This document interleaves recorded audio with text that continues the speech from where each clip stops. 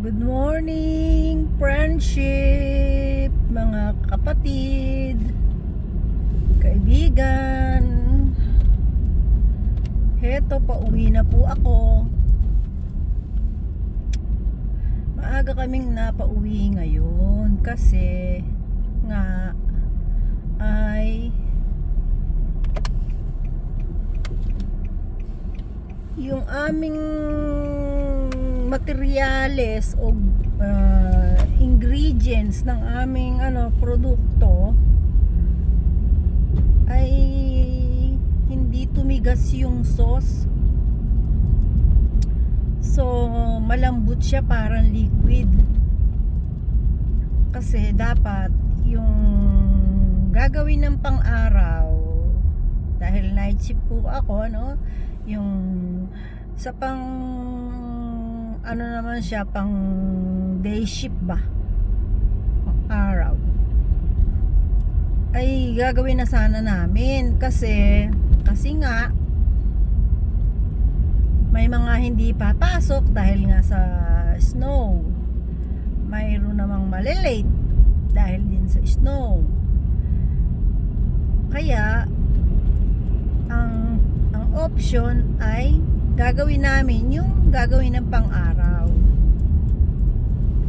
So nang nagawa na po namin, may ginawa kami 2 items lang naman. Pero yung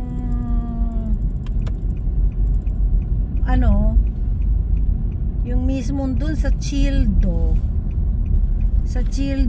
yung sa pinaka parang nasa rep ka, doon may ginagawa din po kami doon. Kaso nakahanda na lahat nung lumabas naman siya sa pinaka yung makina siya pero pag lumabas siya dapat doon matigas, yung parang nagpapa freeze ng ng pinaka ulam ng kanin. Ngayon paglabas po tawag yan syrup pa siya.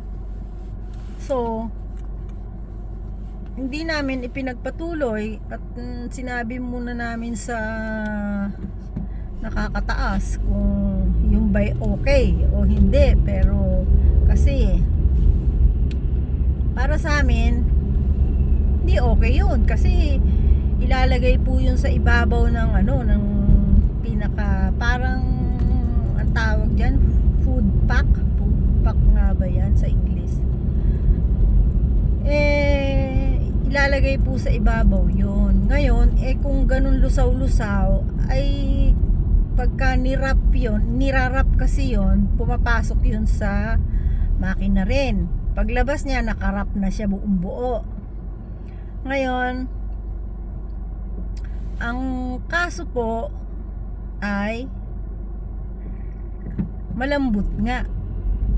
So hindi po pwede ng mabilis yung takbo namin Ang speed namin 1,800 ang speed namin. Kaya mabilisan. Kaya sa mabilisan ganun, mabilisan lalagyan ng ingredients, lalagyan mo ng mga toppings, tatakpan mo, tapos lalagyan mas doon pag pinakahuli labeling, sa pinaka-labeling.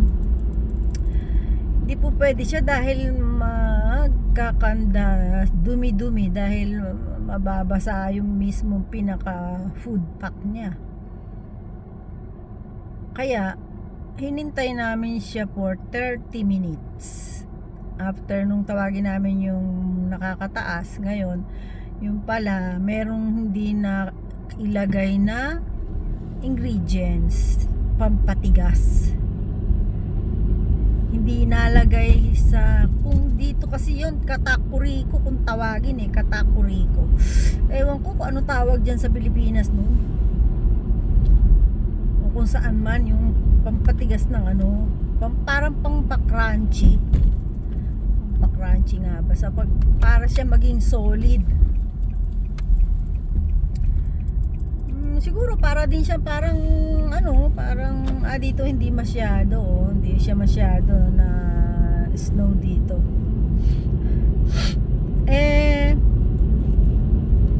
Ngayon hinintayin namin siya ng 30 minutes, kaso nga hindi pa rin tumigas. So another 20 minutes pa.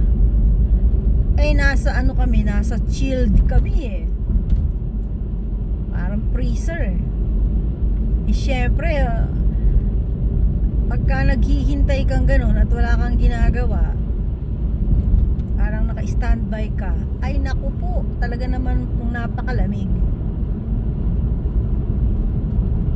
Malamig na nga dito sa labas, malamig pa dun sa loob.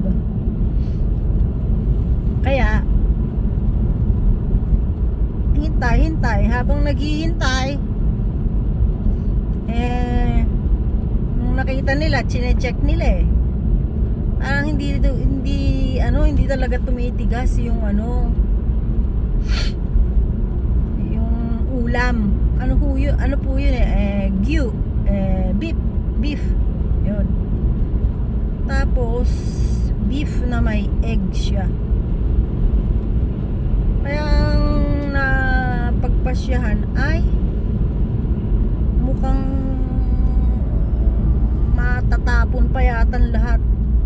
Baga mababasura siyan lahat, parang ganun.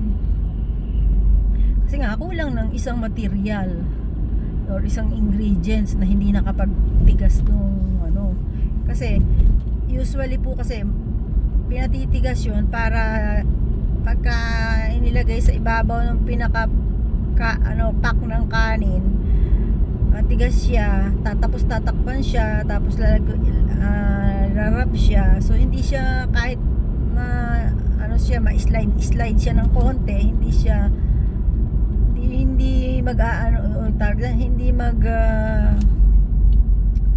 nga ba tawag dyan, hindi siya madudugyot. Ano ba yun? Dugyot pa yan. Bisaya yata yun. Hindi siya marurumi. Yun. Kaya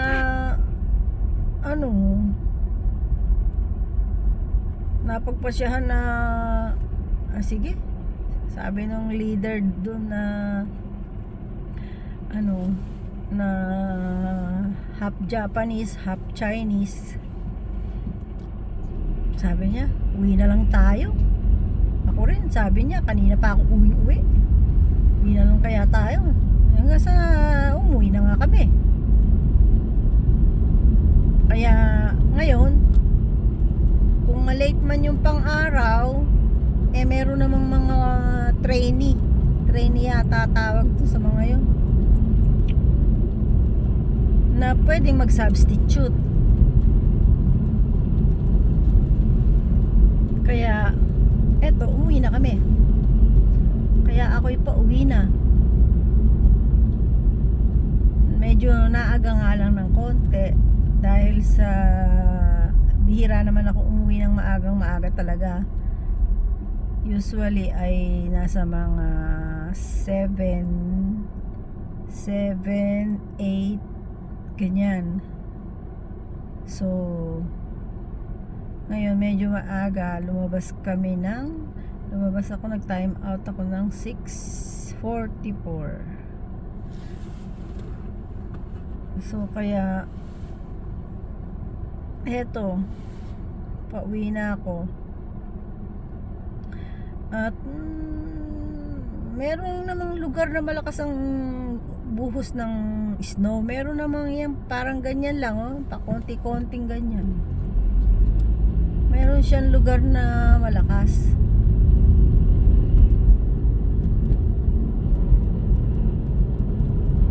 Tsaka ito naman po kasi daw snow ngayon, simula kahapon hanggang ngayon, hanggang bukas yata siya. Diretso ang pagulan. Kasi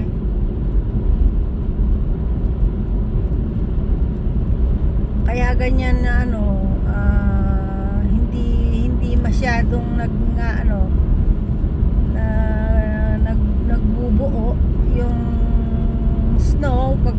siya.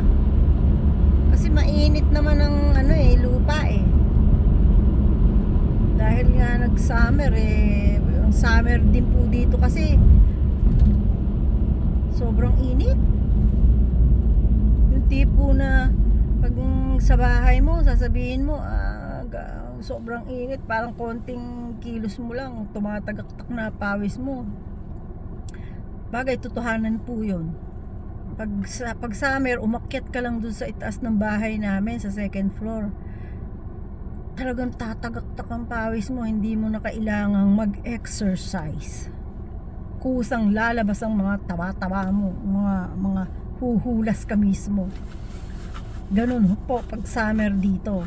Kaya parang tipo na pag ganitong winter, sasabihin mo, naku, tambak na naman ang gawain ko, tambak na naman ang ayusin ko, linisin ko, ligpitin ko, ganyan.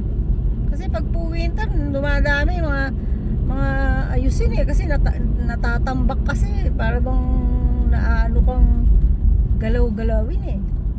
Kaya ang sasabihin mo, ay, pag malapit na ang summer, gagawin ko lahat yan, ganyan. Eh dahil busy ka rin sa trabaho, busy ka rin sa iba-iba pang gawain. Kaya mangyayari po eh, hanggang sa hindi mo na naman magagawa, hanggang sa uminit na ng uminit, talagang halos ayaw mo na rin. Yung paglabas mo pa lang ng bathroom, tumatagaktak na ipawis mo.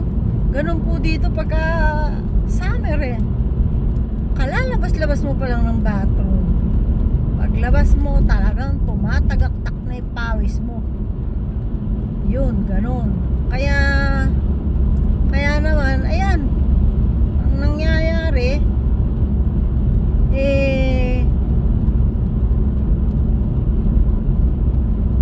pag ganun, sasabihin mo naman, pag malapit nang dumating yung winter, yung medyo malamig-lamig na, gagawin ko na uli yung mga natambak kong mga gawain, naipon kong gawain, ganyan. Nako, taon-taon po ganun ang iyong sasabihin. hindi naman magagawa, dahil nga kumbaga, syempre hindi lang naman yun ang gagawin mo. Nagtatrabaho ka, tapos nagluluto ka rin paminsan-minsan pagka sinipag ka. Kasi bumibili po kami ng yung asawa ko, bumibili siya ng sa mga talagang kahon-kahon na talagang ready to eat na. Kasi nga ay bihira kaming kumain. Sa isang araw nga, kung kumain nga kami kanin isang beses lang, minsan ako maabot pa nga ako ng 3 araw, 4 na araw walang kanin eh. Kanin lang, pasta, spaghetti, ganyan, spaghetti, ramen, tinapay, prutas, ganyan lang, paikot-ikot. Pero ang kanin, hindi kami malakas sa kanin, kasi ang kanin po pala ay sugar yan. Dito ko lang nalaman din sa Japan yun sugar pala yan. Kakain ka ng tinapay, sugar pa rin. Kakain ka ng iinom ka ng coffee, maglalagay ka ng sugar pa rin. Tapos magkakain ka ng prutas na matamis, sugar pa rin. So iinom ka ng soft drink, sugar pa rin. Kaya pala, tayo pala, ang nai-intake nating sa katawan natin, pinakamarami ang sugar sa isang araw. Kasi halos lahat po ng pagkain ay may sugar. Kaya ganon. Pero nung nalaman ko dito, yan, ganyan, ako na mismo. Bagay, noong bata pa kasi ako noon, elementary, high school, hindi talaga ako malakas sa kanin. Ako po yung bata na malakas sa ulam. hindi ako makikain ng kanin, yung tipong kaprasong ulam lang, maraming kanin, ay hindi tayo pwede dyan. Di na lang ako kakain pagka maraming kanin tapos konti-konti ng ulam, ganun po. Kaya nung bata ako, ang payat-payat ko kaya. Hindi rin ako kumakain ng gulay. May pili lang akong kinakain gulay. Kaya natatandaan ko. Ikaw, Kuya Delphi, natatandaan mo pa ba? Nung ako ay 12 years old na pumunta ako sa inyo sa Bulacan, ay dahil hindi nga ako makain ng kung ano-anong gulay eh. Eh syempre yung sibuyas gulay pa rin yun eh. Ngayon, anak mo na si May, anong bunso mo nun. Tapos ay si Lenny yata nun, kung di 2-3 taon, parang ganun. Tapos ngayon, sabi mo sa akin,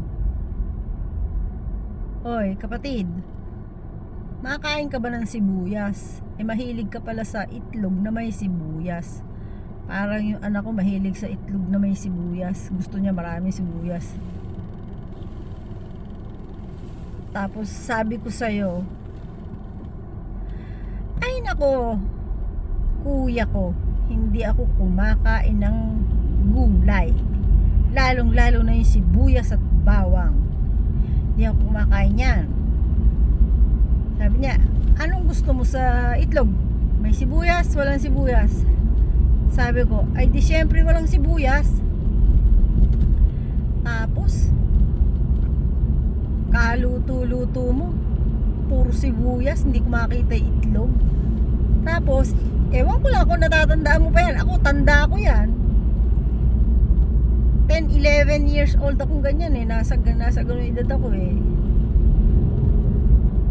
Tapos, kasi pagpasok ko, mag-grade 6 na ako. Tanda ko yun. Tapos, nakita kita, tawa ka ng tawa. Pala, binubuli mo pala ako, no? Tawa ka ng tawa. Tapos, si Ate Gabing yata, nakatahimik lang yata o tumatawa din. Hindi ko talaga makakalimutan yun. Pero nung napatira na ako dito sa Japan, kasi kumain ako ng gulay na talagang nakakakain na ako ng maraming gulay, mga 18-20 years old na ako. At nung napatira ako dito ito na nga, napag-aralan ko yung mga benefits ng every gulay. Tawag dyan, ng luya, ng sibuyas, ng bawang, lahat ng mga benefits niya sa katawan. Nung malaman ko yun, ay nako, sa maniwala ka't sa hindi, ang aking umagahan, kasi ang umaga ko gabi eh, alas 6 eh. Kasi syempre pang gabi yung trabaho ko eh, night shift ako eh. Kaya ang gising ko gabi, yun ang pinakaumaga ko. Pag gumising ako ng alas 6, alas 7, ay yun ang pinaka breakfast ko. So kaya ang breakfast ko 2 bawang. Yan. Tapos iinom ako ng hot water, either hot water or coffee or lipobitan kaya. Tapos ngayon, pagpasok ko naman pag ako'y papasok ko na, nagda-drive na ako, nakainom na ako ng energy drink, nakainom na ako ng coffee, nakainom na ako ng hot water, nakain ko na yung 2 pirasong bawang, kasi may bawang dito na hindi talaga siya, hindi mo malalasahan o o hindi mo siya maaamoy na bawang. Para ka lang kumakain ng peanut. Ganon, nilagang peanut, parang ganon. So yun yung kinakain ko. Tapos pag ako papalabas na, nakasakay na ako ng kuruma ko, papasok na, may baon akong isang curry, isang mahabang curry, siguro mga 12 centimeter, ba? Oo, 12 centimeter. Yung isang ruler na, di ba, may ruler na 12 centimeter. Yun, ganun kahaba. Uhugasan ko lang siya, tatanggalin ko yung magkabilang dulo. Habang ako'y nagdadrive, pinapangas-pangas ko na yun. Yun na. At may baon pa nga rin pala ako niyan. Hindi ko nga pala nakain kagabi kasi kaya ako pala siya hindi nakain kagabi dahil ako pala ay nag-video ng snow habang nakikipag-usap ako sa inyo, sa mga nakikinig. Kaya nawala sa loob ko na kainin ko yung aking cucumber. Sabi nga ni Dr. Atoy, kailangan nating kumain ng cucumber. Kahit isa hanggang 2 pirasong cucumber. Kasi maganda po ito sa brain. Pampa-alert ng brain. Kaya yung mga oldies dyan, ha? Yung mga oldies but goodies, kumain po kayo ng cucumber.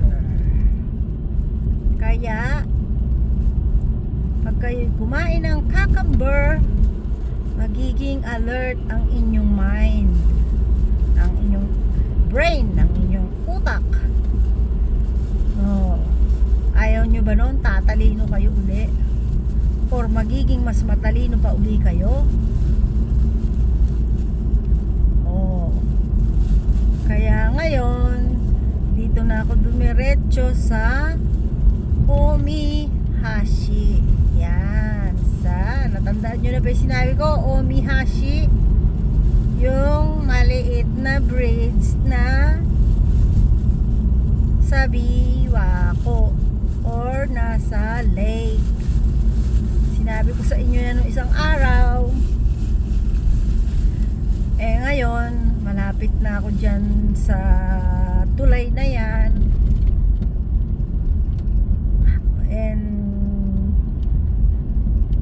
blessing or luckily ay sabihin na nating may pagkakataon akong kumain ng cucumber kasi nga ay red light.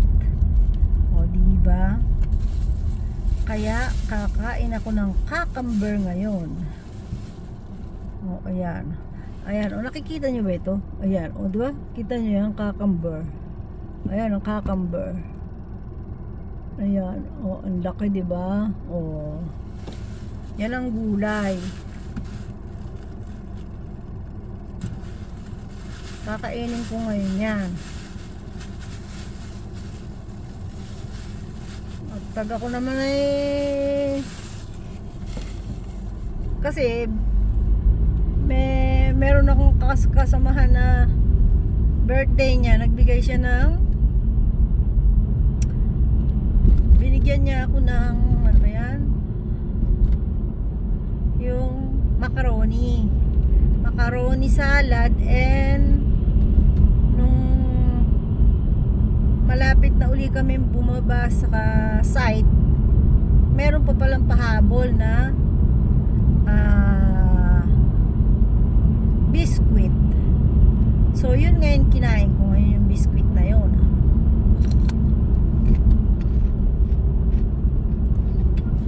Ito nga po yun ya. Ayan o. Ayan yung biscuit. Diba? Ngayon ko yan. Ayan. Ito na ako sa Omihashi.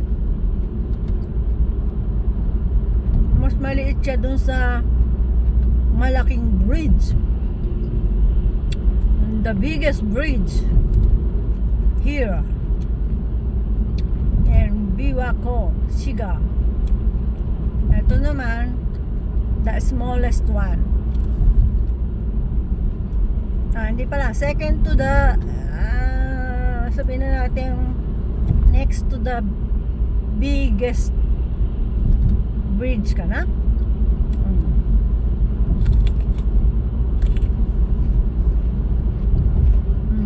Ang sarap po. Ayan nyo, oh. Ang sarap. Sarap ng aking cucumber.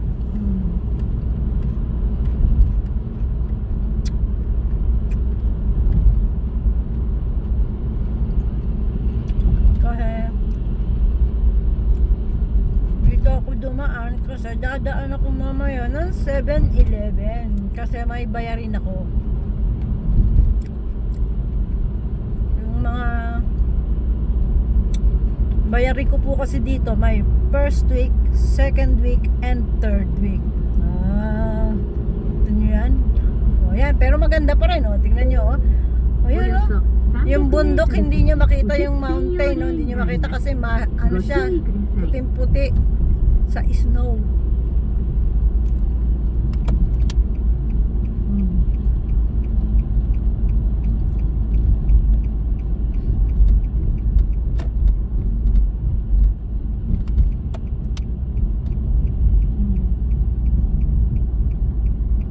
Ayun yung McDo. Pero ayoko ng McDo kasi kumain ako ng McDo kahapon.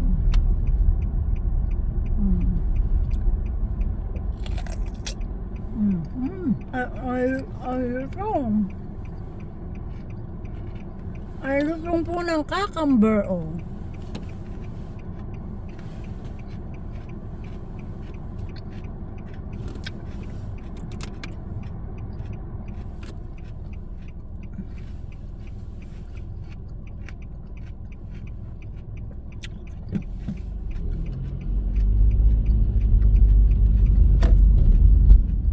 Like what I said po, ang bayarin ko first week, second week, third week. Dun sa fourth week, medyo pahinga naman yung utak ko sa fourth week.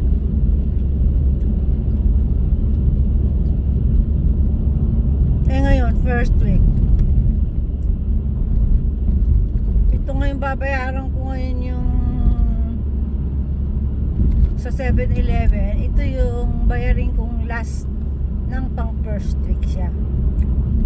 Tingnan nyo nga kung gaano kabisi ang utak na yan, di ba? Kaya kailangan talaga ng cucumber. Di po ba? Para kahit napapagod ang utak, merong ang tawag dyan, may supplementary vegetable. At isa na po yung cucumber.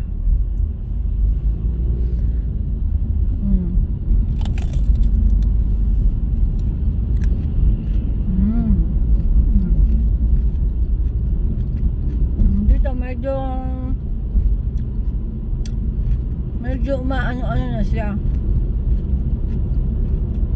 Medyo namuti na siya ng konti dito.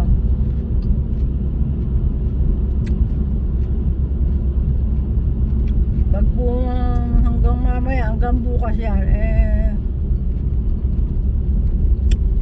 puti na uli yan. Alam niyo po pala, ang cucumber, ano po yan, cucumber yon, cucumber. Binibiro ko lang kayo, ginugod ko lang, no good time ko lang kayo. Kapag po pala kinakain mo tong cucumber, kasi dati kinakain ko po ito, nagda-drive ako. Dahil busy rin yung utak ko dun sa dinadaanan ko, hindi ko napapansin yung lasa niya. Basta alam ko lasang gulay. Pero ngayon ko po na na pakiramdaman, lasa pala siyang pumambalat ng pakwan. pagka bumibili tayo ng pakwan, kinukuha lang natin yung kulay red. Then, may naiiwan siyang parang green, white pa, ganon. Yung po, dito, ginagawa ng mga Japanese yun na parang, kumbaga tsukemono. Ang tawag po doon tsukemono yung bang panghimagas. Parang gano'n yata, panghimagas nga pa sa Tagalog yun. Yung pag may kinain ka na yung pang ng taste mo. Yun, ginagawa nila yun. Kaya walang nasasayang dito sa mga Japanese na Ngayon, ito pong cucumber ay lasa palang balat ng pakwan. Ano po bang gawin ng balat ng pakwan? Ngayon ko lang po na lasahang mabuti.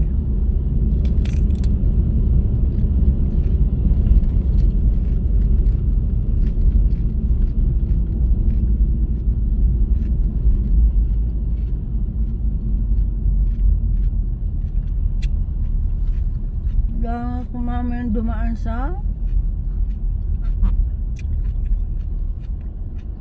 medyo masikip na daan kasi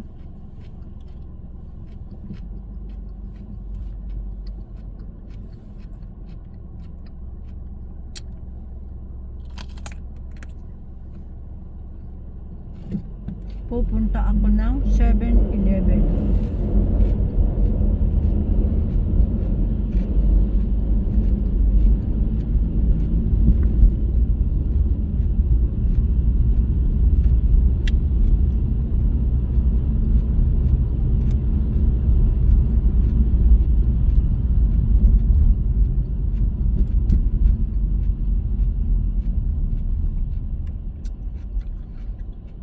Hindi naman po dinadaanan ng sasakyan, hindi naman masyadong lulusaw din yung yelo kasi may init.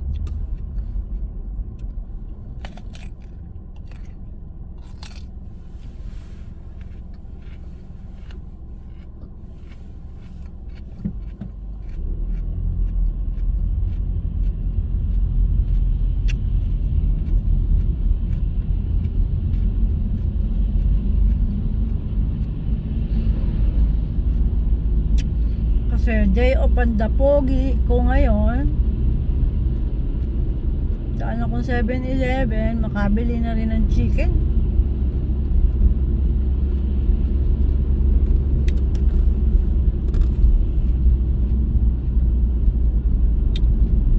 Para meron ulam.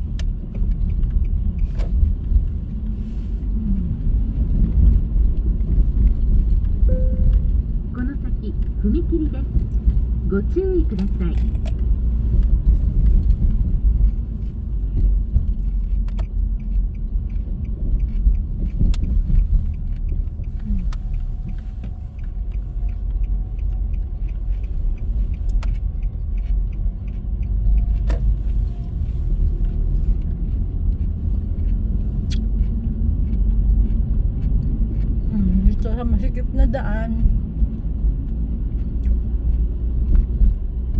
medyo namuo ang sa kanya kasi bihiraan dumaan dito sa masikip na daan na to.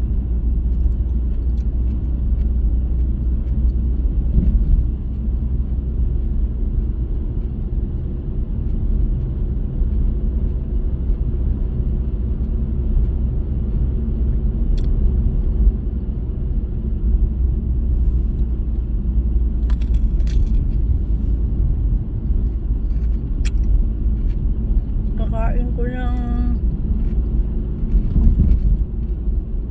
biscuit, cookie pala, tapos cucumber. Nabusog na ako. Ito ang 7-Eleven. Ayan.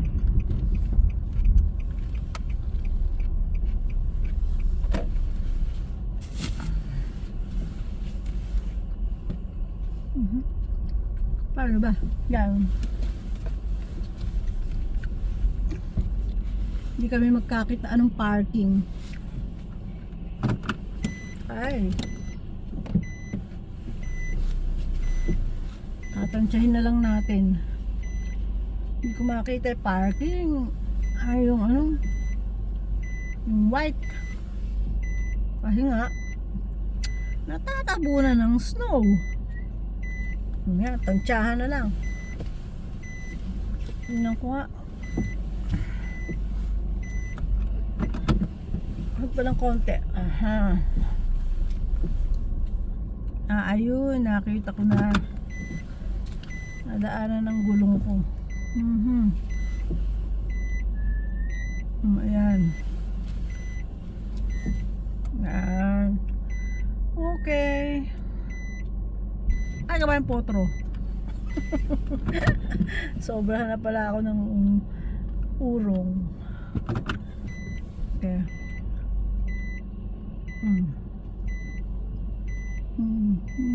Dahan. Okay. Ayan. Dito po ako sa 7-Eleven. Kasi ako ay may babayaran. Ayan ang 7-Eleven, oh.